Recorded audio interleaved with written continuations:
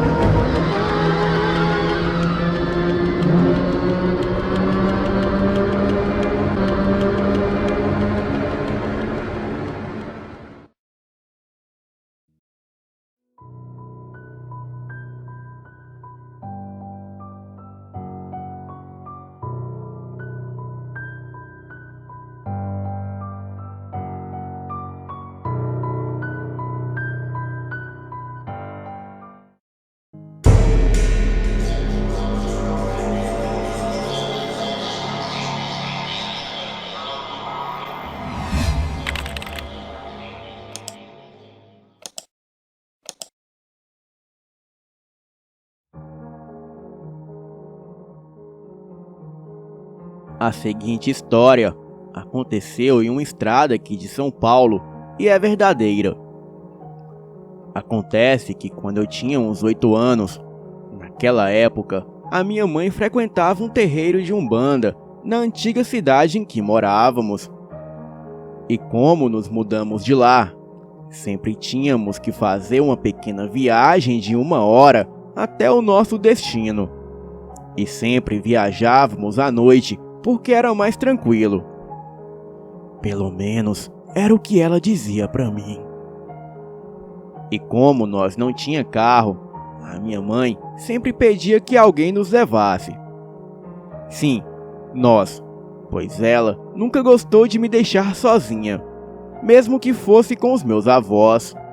E eu também nunca gostei. E como ela havia se divorciado do meu pai há 2 anos, eu sempre gostava de ir com ela para todos os lugares. Bem, daquela vez foi um amigo dela que se prestou ao serviço. Então, fomos de madrugada, lá por 1 hora da manhã. Pois era esse horário que começavam os trabalhos no terreiro. Chegamos bem, como de costume. Eu adorava, pois depois dos trabalhos no terreiro, sempre tinha uma festa. Bem, era assim que eu chamava. Nós comia, bebia e cantávamos muito. Na hora de voltar, lembro-me vagamente de ter visto a minha mãe conversando com a dona do lugar, a mãe de santo. Ouvi pouca coisa, pois eu era uma criança e estava com muito sono. Mas ouvi a mãe de santo dizer algo sobre um homem que estava ali mais cedo, e sobre ele pertencer a um grupo de criaturas imundas. E ele veio até ela pedir um trabalho de proteção. Mas quando este homem entrou no terreiro, a mãe de santo percebeu que lá fora havia cerca de uns 20 homens esperando ele. E todos usavam capuz preto e estavam escondidos. E alguns disfarçados de animais. Ela disse que estava muito nervosa, pois foi a primeira vez que viu algo assim em toda a sua vida. E disse também que era para minha mãe tomar muito cuidado nas estradas. Bem, voltamos pela mesma estrada, porém não no horário de sempre. Por algum motivo, a minha mãe quis voltar quando ainda estava escuro, e não de manhã cedo como de costume. Bem, a noite estava calma, tipicamente de cidades interioranas, e não havia uma pessoa sequer nas ruas. Eu dormia encostada em minha mãe, ouvindo vez ou outra a conversa que ela mantinha com seu amigo para não pegar no sono. Acordei de repente quando chegamos à entrada da cidade e vi a estrada totalmente escura. Somente a luz dos faróis iluminando o chão de terra batida.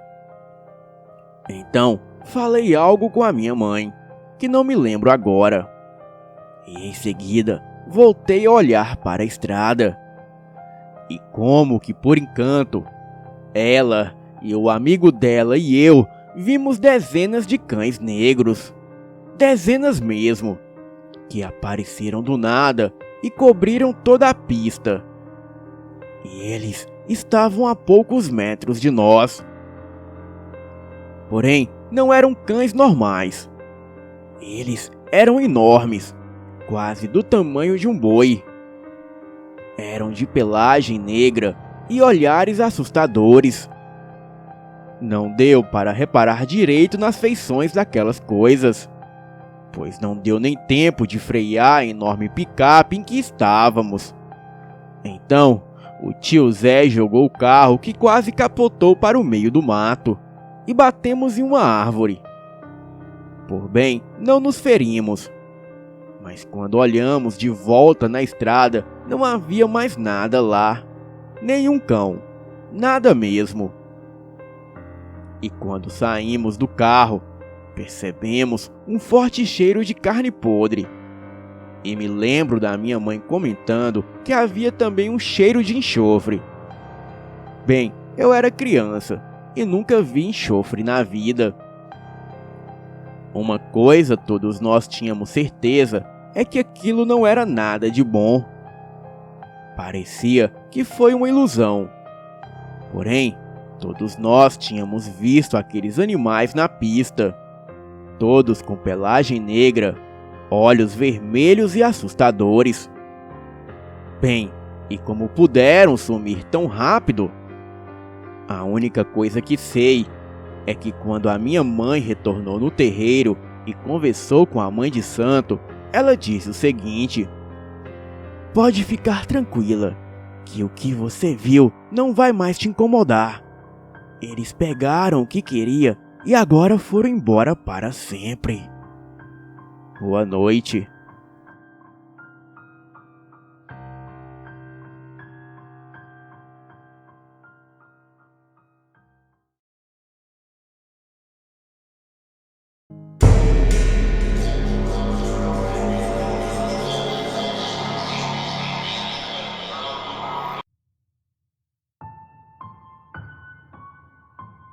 Olá, Rafael. Me chamo Albert e moro na Bahia, numa cidade na região metropolitana de Salvador. Tenho 25 anos e este relato que irei contar será bem curto. E se passa comigo e com o meu primo, na época em que eu tinha 9 anos e ele 11.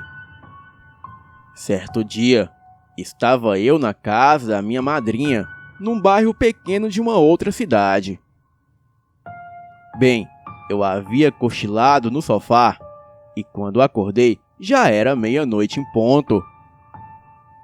Não havia ninguém em casa naquele momento e eu não sei bem o porquê e onde eles estavam.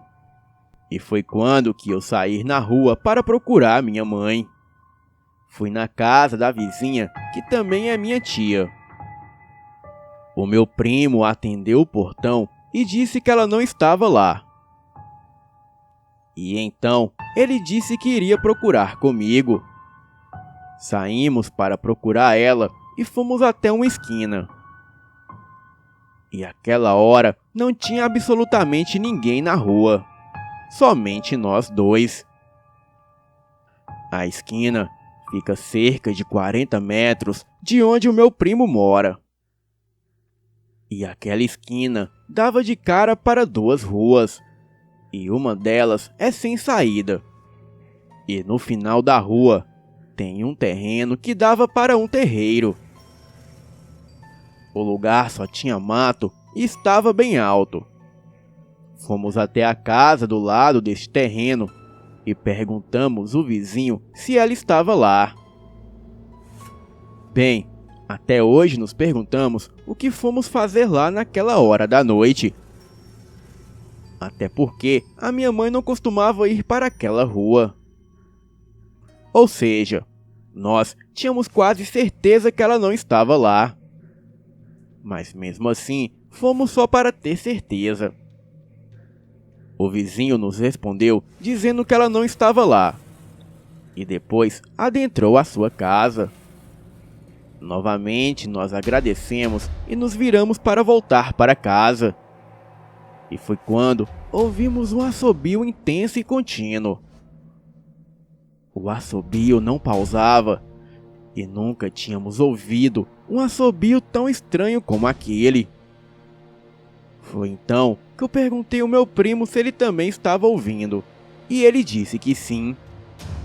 Mas quando olhamos em direção daquele pequeno terreiro com um mato bem alto, foi aí que vimos um ponto vermelho bem no meio do mato escuro. Parecia um olho penetrante, parecendo nos chamar para ir até ali. Bateu uma curiosidade de ir até lá para saber o que era, mas o medo que a gente sentia era muito maior.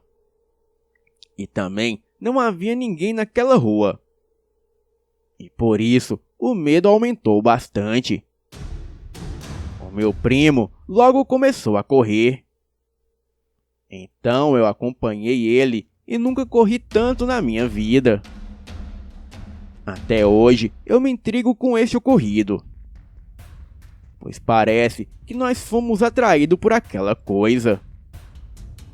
Pouco tempo depois, descobrimos que a minha mãe estava na casa da minha outra tia, que fica a mais ou menos 10 metros da casa do meu primo.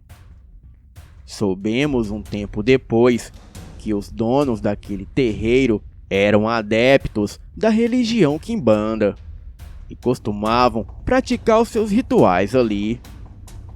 Boa noite.